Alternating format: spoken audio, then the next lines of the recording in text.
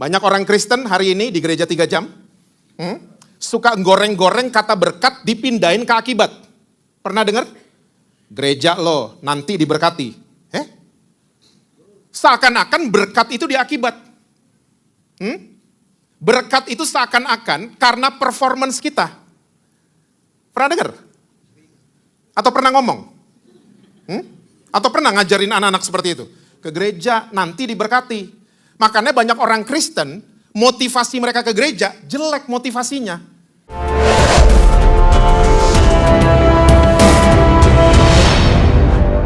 Shalom saudara-saudara, apa kabar semuanya? Semua masih percaya Yesus? Masih baca Alkitab? Jangan sampai enggak itu ya. Saya mengucapkan selamat buat para fans PSG dan Arsenal. Saudara tahu singkatan dari PSG? Penalti semua golnya, itu dia.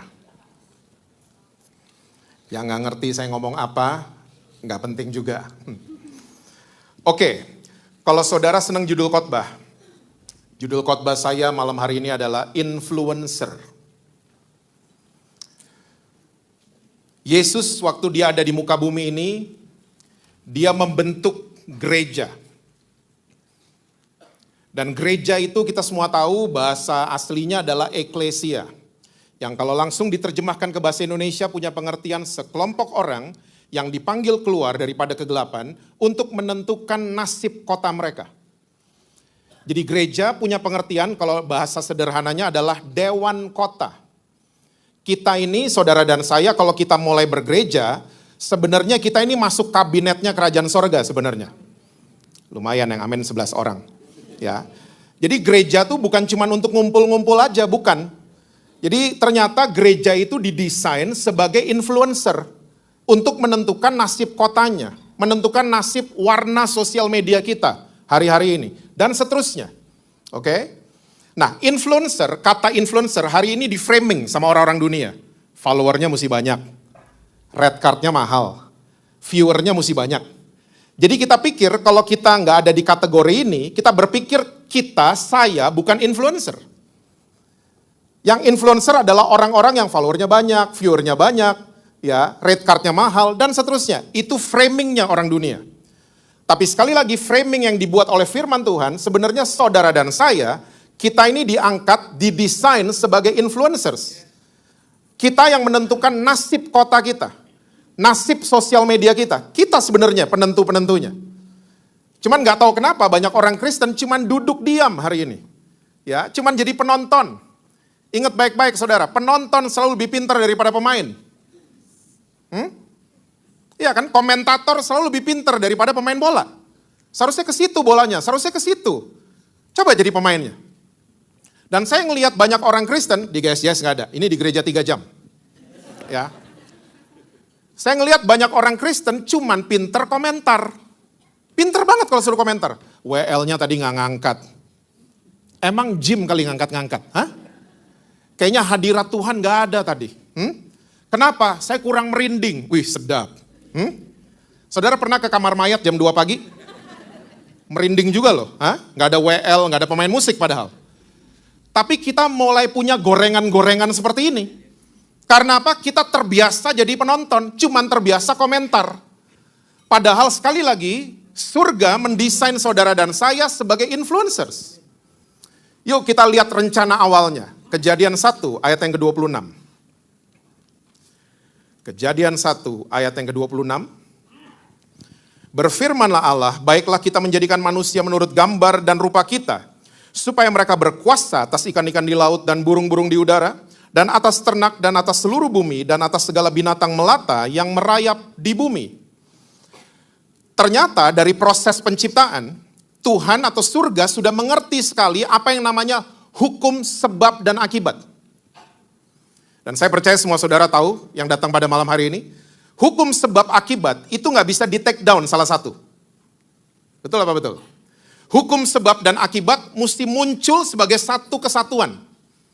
Nggak bisa di take out salah satu, sebabnya nggak bisa dikeluarin, atau akibatnya nggak bisa dikeluarin, karena dia muncul sebagai satu kesatuan, sebab dan akibat. Contoh, LGBT itu bukan sebab, tapi itu adalah akibat. Dan tidak adil banget, unfair banget kalau kita cuma menyerang akibatnya. Kita harus cari tahu penyebabnya apa. Dan dibenerin penyebabnya. Bukan menyerang akibat. Karena sekali lagi hukum sebab dan akibat muncul sebagai satu kesatuan. Dan ternyata penyebab orang-orang menjadi LGBT di Indonesia 90% karena faktor ketiadaan ayah. Fatherless di Indonesia. Di negara lain saya nggak tahu surveinya seperti apa. Tapi itu, nah yang harus dibenahi adalah faktor death issue-nya. Fatherless-nya harus dibenahin sama kita semua. Bukan cuma menyerang akibatnya, bukan cuma menghakimi akibatnya, bukan begitu. Nah, kembali ke proses penciptaan, ternyata dari Kejadian 1 ayat 26, Tuhan ini sudah memberikan hukum sebab dan akibat yang jelas sekali. Oke? Bahwa saudara dan saya diciptakan menurut gambar dan rupa pencipta kita. Setuju? Supaya apa? Kita berkuasa. Wow. Kuasa, kalau saudara pelajari kata kuasa di ayat ini, ya, mutasinya adalah kata yang lain yang muncul adalah influencer. Saudara dan saya ternyata didesain dari awal sebagai pembawa pengaruh dimanapun kita berada. Tapi sekali lagi, ini adalah muncul sebagai hukum sebab dan akibat. Nggak bisa di take down salah satu, nggak bisa ditiadakan salah satu, mesti muncul sebagai satu paket sebab dan akibat. Oke? Banyak orang Kristen hari ini cuma mau mengejar panggungnya, cuma mau kejar viewernya, cuma mau mengejar tenarnya, tapi lupa mengejar keserupaan dengan Kristus. Di GSJS nggak ada, makanya saudara kelihatan bingung. Ketemu kan orang-orang Kristen gini kan? Yang dikejar cuma tenarnya, ngetopnya, sibuknya, itu yang dikejar. Mereka pengen jadi pembawa pengaruh, tapi mereka lupa mengejar keserupaan dengan Kristus. Orang yang lupa mengejar keserupaan dengan Kristus, waktu dia bisa mempengaruhi orang, apa yang terjadi? Kesombongan akan terjadi. Tapi sebaliknya, orang-orang yang cuma mengejar keserupaan dengan Allah, tapi lupa bahwa dirinya adalah pembawa pengaruh, akhirnya cuma jadi kumpulan orang-orang egois. Kita akhirnya do nothing, cuma duduk-duduk aja and do nothing. Makanya sekali lagi, hukum sebab akibat mesti muncul sebagai satu kesatuan. Nggak bisa di take down salah satu. Jadi jelas ya, dari proses penciptaan, Tuhan ternyata sudah mendesain saudara dan saya untuk kita menjadi orang-orang yang membawa pengaruh dimanapun kita berada. Jadi influencer jangan dibeli itu. Yang viewernya mesti banyak, red cardnya mahal, viewernya banyak. Jangan dibeli pemahaman seperti itu. Karena dari awal sekali lagi, Tuhan mendesain kita semua, ya kita diciptakan sebagai orang-orang yang membawa pengaruh. Nah, kata kuasa muncul lagi di ayat 28. Yuk lihat, Kejadian 1 ayat yang ke-28. Allah memberkati mereka, lalu Allah berfirman kepada mereka, beranak cuculah dan bertambah banyak, penuhilah bumi dan taklukkanlah itu. Berkuasalah atas ikan-ikan di laut dan burung-burung di udara dan atas segala binatang yang merayap di bumi. Ternyata di ayat ke-28 ini, hukum sebab dan akibat muncul lagi. Ternyata berkat itu posisinya di sebab, bukan di akibat. Banyak orang Kristen hari ini di gereja 3 jam, suka goreng-goreng kata berkat dipindahin ke akibat. Pernah dengar? Gereja lo nanti diberkati. Seakan-akan berkat itu di akibat. Berkat itu seakan-akan karena performance kita. Pernah dengar? Atau pernah ngomong? Atau pernah ngajarin anak-anak seperti itu? Ke gereja nanti diberkati. Makanya banyak orang Kristen, motivasi mereka ke gereja, jelek motivasinya. Kita berdagang sama Tuhan. Pendekatan kita sama Tuhan adalah pendekatan profit and loss. Kalau profit, saya akan rajin Pastor Andrew. Kalau profit, saya akan komitmen Pastor. Tapi kalau rugi, big question mark. Karena apa? Kita sendiri yang bikin salah. Kita memindahkan berkat di akibat. Enggak, berkat bukan akibat, berkat itu sebab. Percayalah, dari proses penciptaan, saudara dan saya sudah diberkati sama Tuhan. Aminnya masih gak percaya, amin. Mosok sih? Saudara dan saya sudah diberkati. Dan tolong ingat baik-baik, ini pasti makin hilang aminnya. Tolong ingat baik-baik. Berkat Tuhan bukan uang. Oh, amin. Hah? Karena disindir duluan kayaknya. Hah? Uang itu bukan berkat Tuhan. Uang yang ciptain manusia, bukan Tuhan. Sebagai alat tukar. Kalau kita memframing uang itu berkat Tuhan, berarti mafia diberkati sama Tuhan. Betul apa betul? Kita suka goreng-goreng sembarangan soalnya. Ingat baik-baik, Yesus sekali-kalinya bandingin dirinya cuman sama Mamon. Gak pernah sama Hotman Paris. Gak pernah sama cowok ganteng. Gak pernah, tapi sekali-kalinya Yesus bandingin dirinya. Saya punya istilah, kalau ngobrol sama my daughter. Sekali-kalinya Yesus kayak kurang pede. Kurang percaya diri. Dia bandingin dirinya kan, sama Mamon. Matius 6 ayat 24. Alasannya, gak ada hamba yang bisa berbakti sama dua tuan. Dia akan sayang sama yang satu, dia akan benci sama yang satu. Nah, kita orang Kristen seringkali sama uang, kita salah positioning. Salah penempatan. Saudara tahu kan cara nempatin mantan? Mantan harus ada di tempat yang tepat. Betul apa betul? Kok cewek-cewek semua yang betul? Hah? Kayaknya ada apa gitu. Hah? Hah? Ya, uang juga sama. Uang harus ditempatkan di tempat yang tepat. Seringkali kita salah penempatan. Kita angkat uang jadi tuan. Yesus jadi ban serep. Uangnya nggak ada, ban serep baru dicari. Tuhan, tolong dong. Uangnya nggak ada. Pernah dengar? Atau pernah buat? Itu namanya salah positioning. Positioning yang benar adalah angkat Yesus jadi tuan. Uang jadi hamba. Karena apa? Uang dia tuan yang jahat. Tapi dia hamba yang baik. Uang itu good supporter. Jangan pernah angkat uang itu jadi tuan. Yesus satu-satunya Tuhan dalam kehidupan saudara dan saya. Percayalah saudara dan saya sudah diberkati sama Tuhan.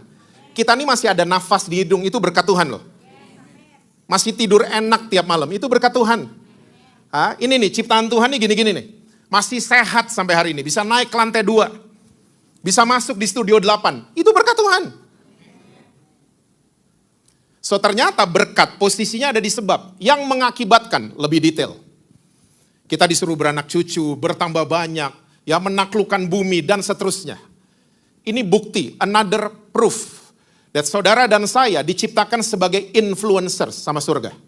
Kita diciptakan sebagai orang-orang yang membawa pengaruh dimanapun kita berada. Nah sekarang, saya akan ajak saudara kita lihat Keluaran 1 ayat yang ke-7. Keluaran 1, saudara ingat Keluaran 1 di mana? Itu sebelum Keluaran 2. Keluaran 1 ayat 7, judul perikopnya orang Israel ditindas di Mesir. Ayat 7, orang-orang Israel beranak cucu dan tak terbilang jumlahnya, mereka bertambah banyak dan dengan dahsyat berlipat ganda, sehingga negeri itu dipenuhi mereka. Coba, ayat ini nadanya mirip gak sama Kejadian 1 ayat 28 tadi? Beranak cucu, bertambah banyak, mirip ya? Ya, tapi ada yang hilang di ayat ini. Apa yang hilang? Menaklukkan hilang, berkuasanya hilang di ayat ini. Bertambah banyak ya, berlipat ganda dengan dahsyat iya, mereka beranak cucu ya, tapi berkuasanya hilang di ayat ini. Menaklukkannya hilang di ayat ini. Ternyata iblis lihat kita jadi banyak, iblis gak apa-apa. Iblis lihat saudara dan saya uangnya makin banyak, iblis gak apa-apa. Iblis lihat gereja jemaatnya makin banyak, iblis gak apa-apa. Iblis lihat bisnis saudara, buka cabang di mana-mana, makin banyak cabangnya, iblis gak apa-apa.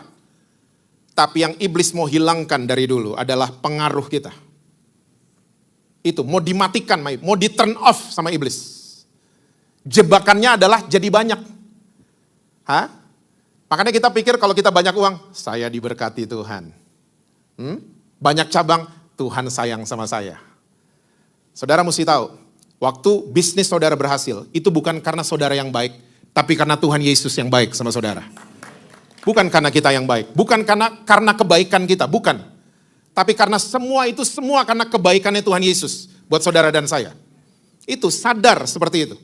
Nah, iblis yang dia mau matikan adalah our influence. Itu yang mau di turn off sama iblis. Dengan cara apa? Menindas kita. Bahasa Alkitab buat kita semua, iblis kerjanya mendakwa saudara dan saya. Siang dan malam. Pagi sore udah diambil restoran Padang soalnya. Saudara terlalu serius kayaknya deh tadi ya.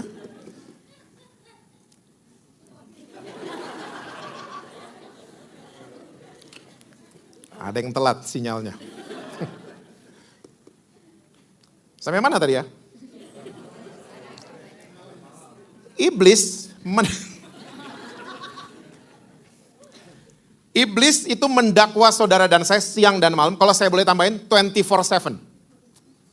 Dia nggak pernah stop ya untuk menuduh saudara dan saya. Supaya apa? Pengaruh kita nggak keluar. Kita jadi hidup dengan rasa bersalah. Yang kita lihat cuman masa lalu. Itu fokusnya iblis. Iblis seneng banget lihat orang Kristen kayak orang naik treadmill.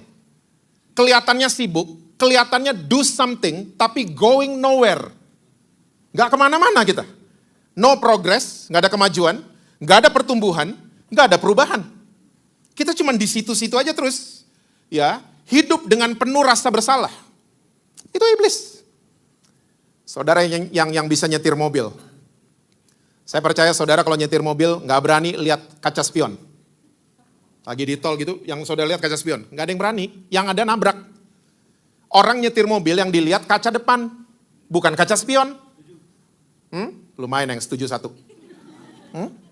Kenapa banyak orang Kristen nabrak sana nabrak sini, masuk relationship nabrak sana nabrak sini, karena yang dilihat adalah masa lalu. Masa lalu seakan-akan define themselves. Coba tolong ingat baik-baik, catat baik-baik, kegagalan bukan identitas saudara. Kegagalan itu bukan identitas saudara, jangan jadikan kegagalan identitas. Saya ketemu sama orang Kristen di gereja 3 jam. Yes, gak ada. Saya ketemu sama orang Kristen, Pak saya orang gagal Pak, percuma lah Pak gereja-gereja. Percuma lah Pak pelayanan-pelayanan, saya orang gagal. Saya mendingan ketemu orang Kristen yang ngomong gini, Pak saya pernah gagal 3 kali. Tapi hari ini Tuhan Yesus memulihkan keadaan saya. Saya mendingan ketemu orang Kristen kayak gitu. Kegagalan bukan identitas. Kegagalan adalah bagian dari cerita berhasilnya saudara dan saya bersama dengan Tuhan Yesus. Yang percaya sebelah sini doang kayaknya. Yang sini. Kalau ada buku, judulnya nama saudara. Oke? Kegagalan mungkin ada di bab 2, bab 3, bab 6, bab 7 mungkin.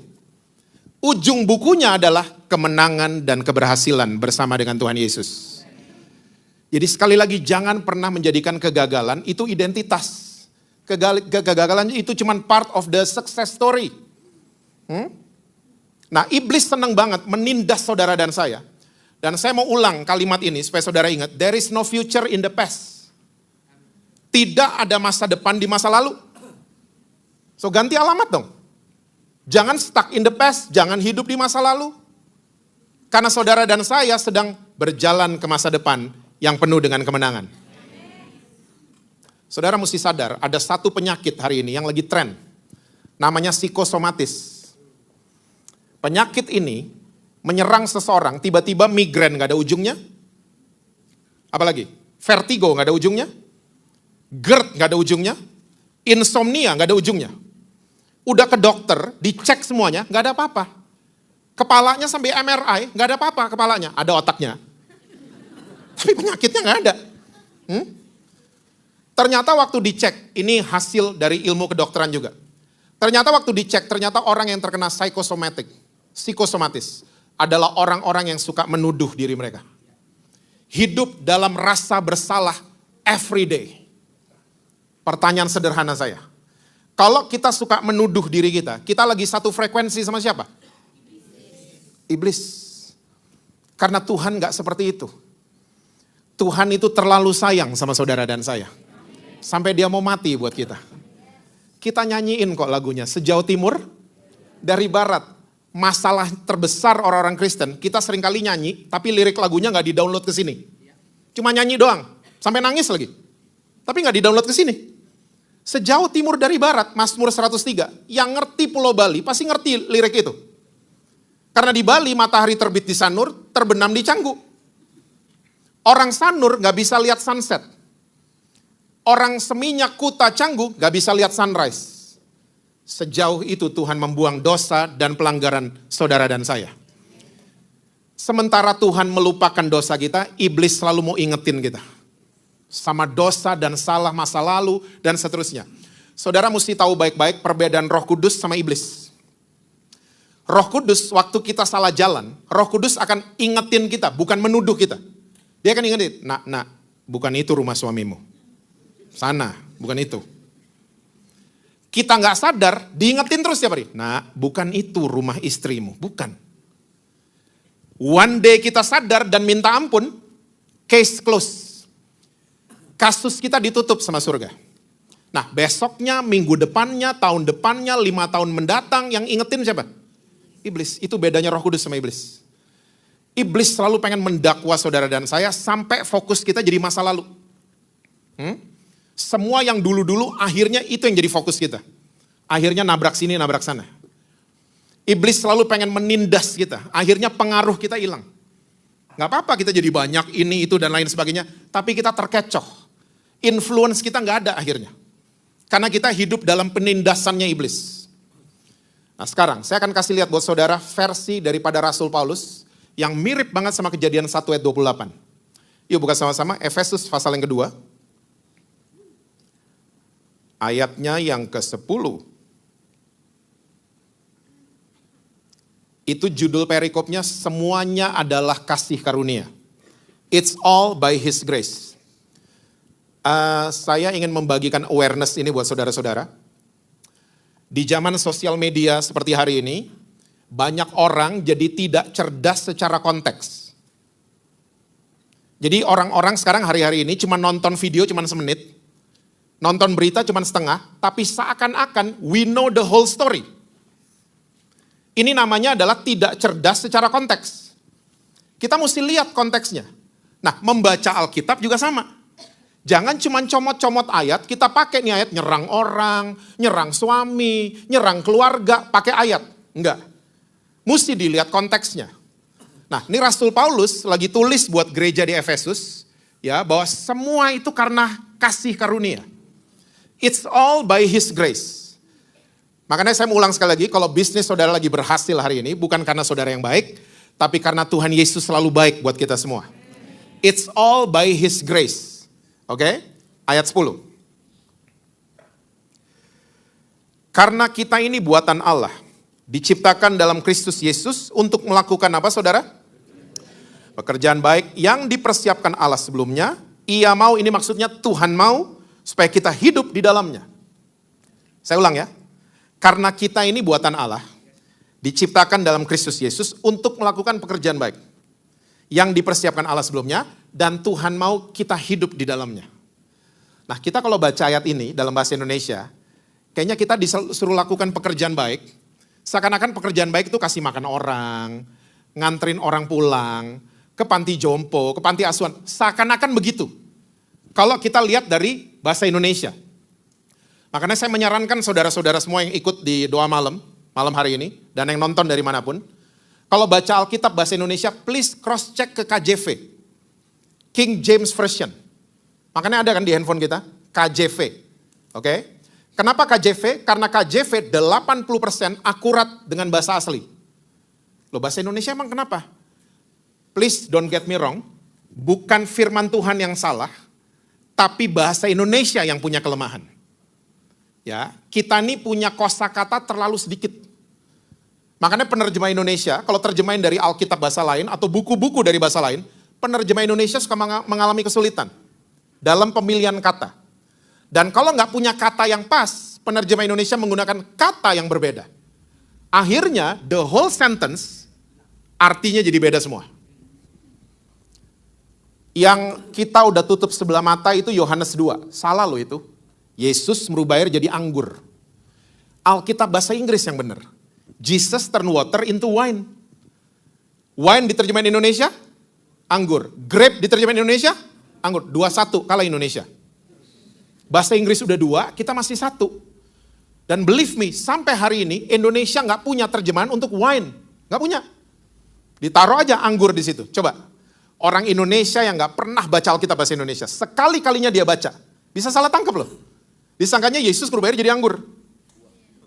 Kita udah baca dari kecil, makanya udah tutup sebelah mata. Oh banyak yang kayak gini. Ya, shrimp, lobster, prawn. Bahasa Indonesianya? Udang. Bahasa Inggris udah 3 loh, kita masih 1. Kalah Indonesia 3-1. Jangan sedih, karena Indonesia ada yang menang 1. 3-1 menangnya. Nasi, beras, padi. Bahasa Inggrisnya, rice. Ini doang yang kita menang. Tepuk tangan buat bahasa Indonesia. Makanya sekali lagi cross check. Kalau baca Alkitab bahasa Indonesia. Karena banyak banget korbannya. Salah satunya ayat ini. Pekerjaan baik. Bahasa Yunaninya sebenarnya adalah ergon agathos. Ergon agathos, kalau langsung diterjemahkan ke bahasa Indonesia, bukan nganterin orang pulang. Bukan ke panti asuhan, bukan. Tapi ergon agathos kalau langsung diterjemahkan ke bahasa Indonesia adalah kemampuan yang diberikan Tuhan yang menghasilkan. Bukan menghasilkan uang aja, menghasilkan pengalaman, menghasilkan kesaksian, menghasilkan wisdom, dan seterusnya. Dan kemampuan ini, coba saya bacain sekali lagi ya. Melakukan pekerjaan baik yang dipersiapkan siapa?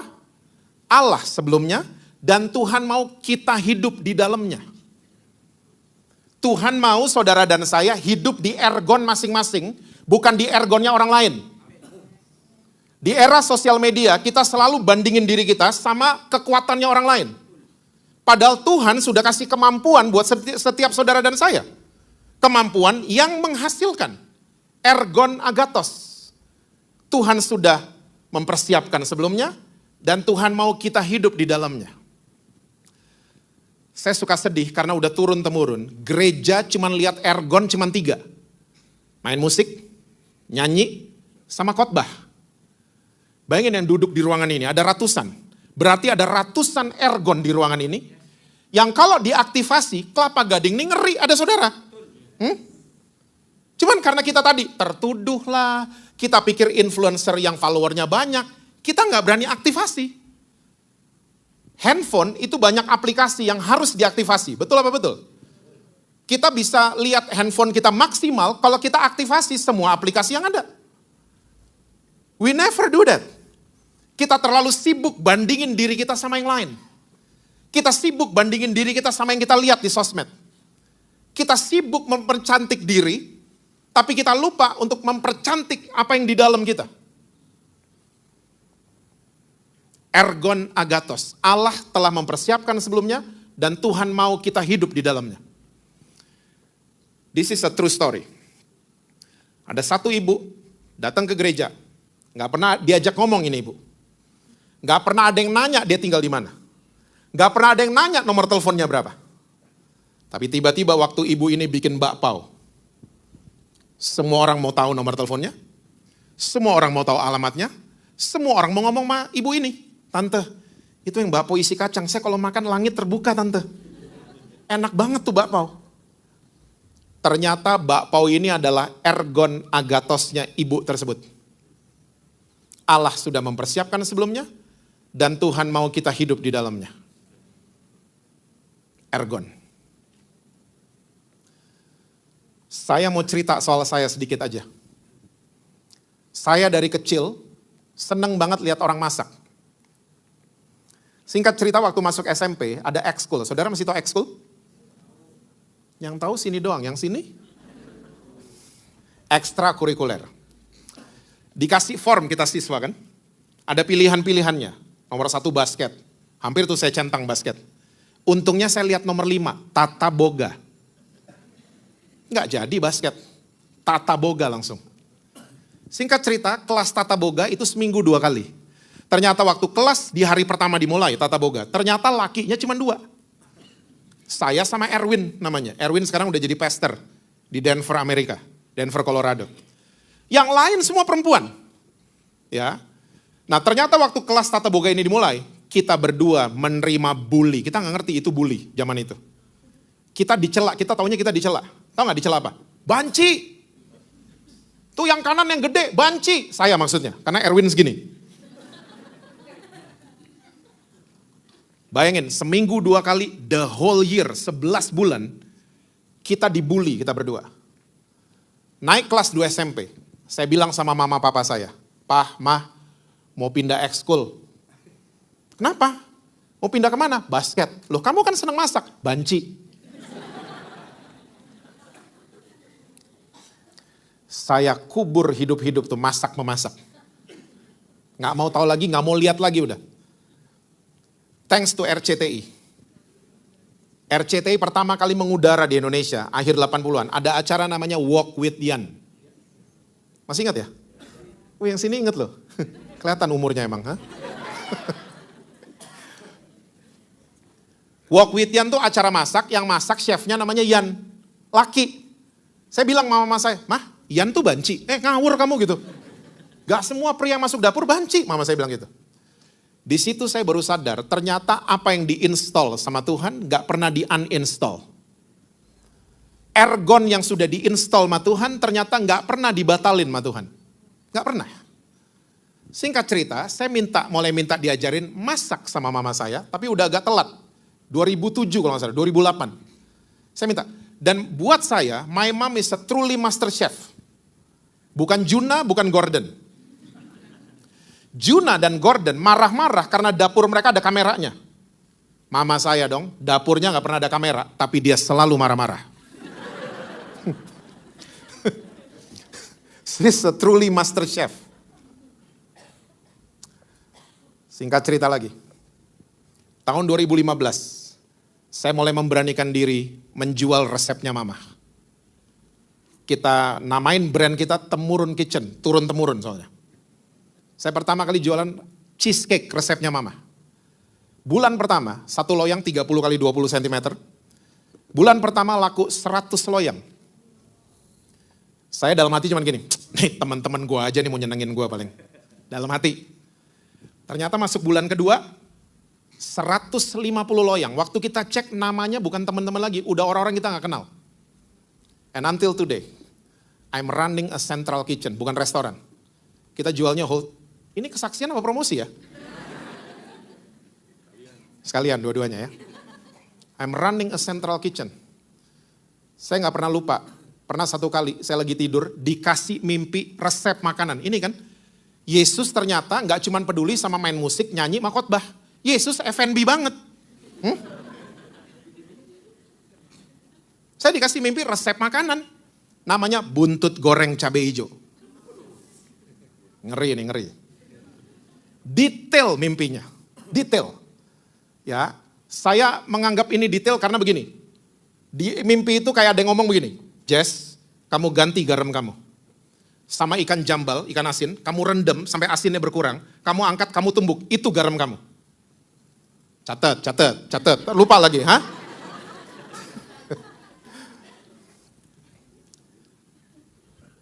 Bangun tidur, saya percaya itu dari Tuhan. Karena saya ingat semua, saya catat. Nah, saya dari tahun 2015, 2016, kalau saya punya menu baru, saya punya geng namanya The Tester. 5 orang, mulutnya silet semua. Maksudnya kalau nggak enak, mereka ngomong nggak enak, enak mereka ngomong enak. Ya, saya panggil mereka berlima, buntut goreng cabai hijau. Semua diem sampai habis waktu makan. Saudara tahu orang kalau makan sampai diem? Silent is the best compliment to the chef. Mereka tanya, "Ini resepnya mama?" "Bukan," saya bilang. "Loh, bukan dari mama?" "Bukan." "Loh, dari siapa?" "Dapat di mimpi dan saya percaya itu dari Tuhan." Saudara tahu, saya pernah jual buntut sampai hit 800 kilo per bulan. Mesti pakai 3 supplier. Ergon yang dipertajam akan membuat uang membayar ergon itu. Itu cara kerjanya Tuhan kan? Kita fokusnya cuma ngejar uang. Nggak fokus sama ergon di dalam. Kita bandingin diri kita sama ergon orang lain. Kita bandingin diri kita sama orang lain. Padahal cara kerjanya kerajaan sorga, ergon, talenta yang dipertajam, kemampuan yang dipertajam, diasah. Uang akan ngejar, uang akan bayar itu talenta. Uang akan bayar itu ergon. Allah sudah mempersiapkan sebelumnya, dan Tuhan mau kita hidup di dalamnya. Salah satu kita menghidupi kasih karunia adalah hidupi ergon agathos saudara. Amin saudara-saudara. Nah, saya akan masuk di bagian terakhir. Bagiannya doang terakhir, tapi pembahasannya masih lama. Ergon kita mesti dilindungi. Karena ingat tadi, hukum sebab akibat. orang yang punya pengaruh tanpa keserupaan dengan Kristus, kesombongan bisa terjadi. Jadi ergon kita mesti dilindungi sama teman-teman baik. Ergon kita mesti disupport sama teman-teman baik. Nah, kata pekerjaan baik di Alkitab saudara dan saya cuma muncul 2 kali. Yuk kita lihat yang kedua, Ibrani 10 ayat yang ke-24. Ibrani 10.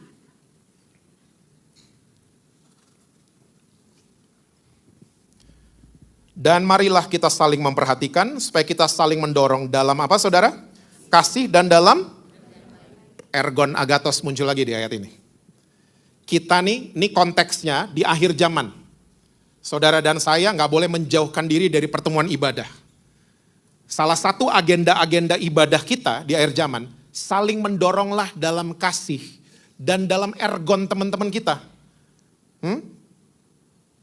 Ternyata firman Tuhan sudah pesan, saudara dan saya harus punya teman-teman baik, komunitas yang baik, komunitas yang sehat. Kalau saya boleh endorse, GSJS Jakarta salah satu komunitas yang sehat.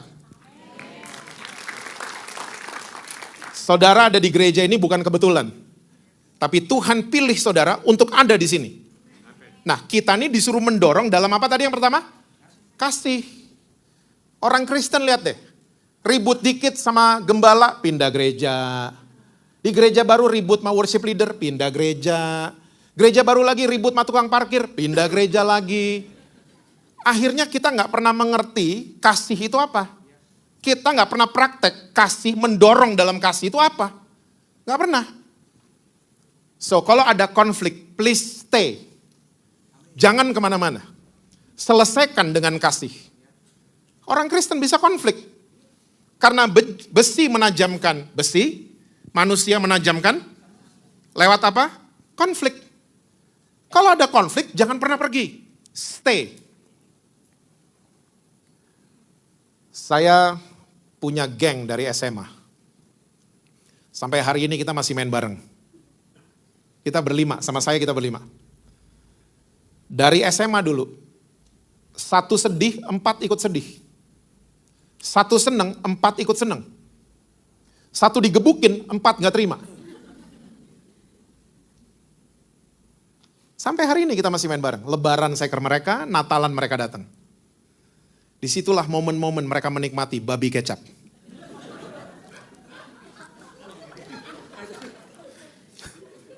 Hukumnya kalau nggak tahu nggak apa-apa kan. Ini udah 30 tahunan loh ini, Kayaknya belaga nggak tahu kayaknya, guys. Kita kalau ngumpul, kita punya grup WhatsApp. Ada satu aja, kapan ngopi. Semuanya langsung looking forward. Semuanya langsung atur waktu. Dan kita kalau ketemu, ya ampun. Udah kayak Warkop DKI kita kalau ketemu. Berlima. Saya kalau lagi ngumpul sama mereka, saya suka wondering. Kok nggak ada ginian di gereja ya? Kok nggak ada ya? Kita 1 sedih yang 4 ikut sedih sampai hari ini. 1 seneng yang 4 ikut seneng sampai hari ini. Gereja kebalik, 1 sedih yang lain seneng. Apalagi 1 jatuh yang lain seneng. 1 seneng yang lain iri hati. Gereja, bukan di GSJS. Gereja mana tadi? 3 jam. Ya. There is no gang in the church. Gak ada prinsip atau nilai-nilai geng dalam gereja. Ada GSJS Cell, saya dengar. GC. Doa saya waktu ada jadwal GC, semua looking forward. Karena apa? Ketemu geng. Lihat yang terjadi hari ini. Ada jadwal cell group, kita datang terpaksa atau dipaksa kan? Kok belaga gak tahu? Kita terpaksa dong. Yang punya rumah udah masakin lo, gak enak gak datang. Kita datang cuman karena gak enak. Karena terpaksa atau dipaksa. Bukan karena looking forward mau ketemu geng.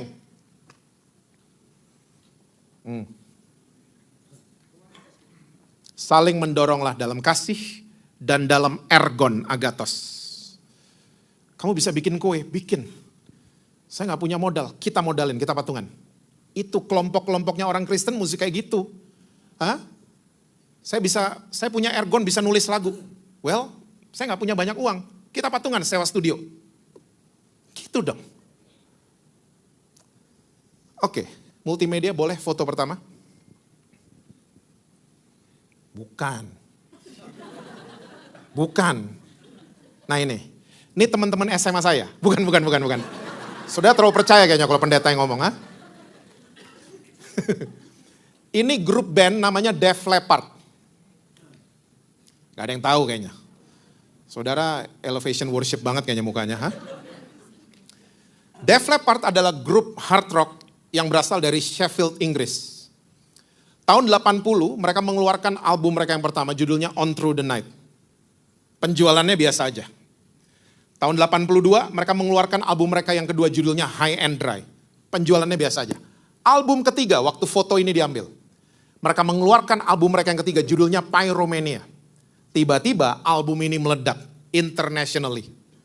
Dan mereka tiba-tiba jadi anak-anak muda yang miliarder. Jadi orang kaya semuanya, lima-limanya. Nah singkat cerita, kok saya? Mana? Nah ini.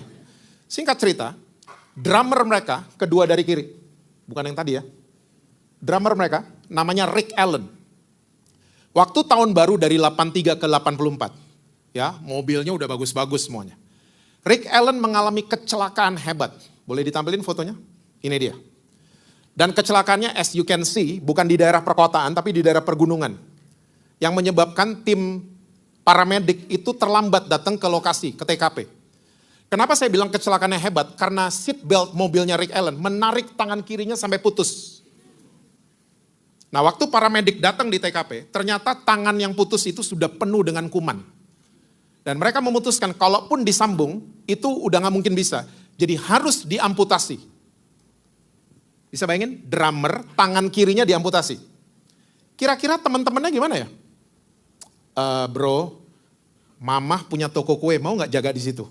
Gak usah lah main drum lagi. That's very normal kalau teman-temannya begitu. Normal banget. Tapi tidak dengan 4 teman bandnya. Saudara tahu apa yang mereka lakukan? Waktu dengar Rick Allen harus diamputasi tangan kirinya. Mereka telepon manajer mereka. Mereka bilang, batalin semua jadwal tur kita. Sampai tahun 85, batalin semuanya. Dan mereka berempat datengin pabrik drum namanya Ludwig. Ini apa ya? Ludwig, kalau saudara pernah dengar.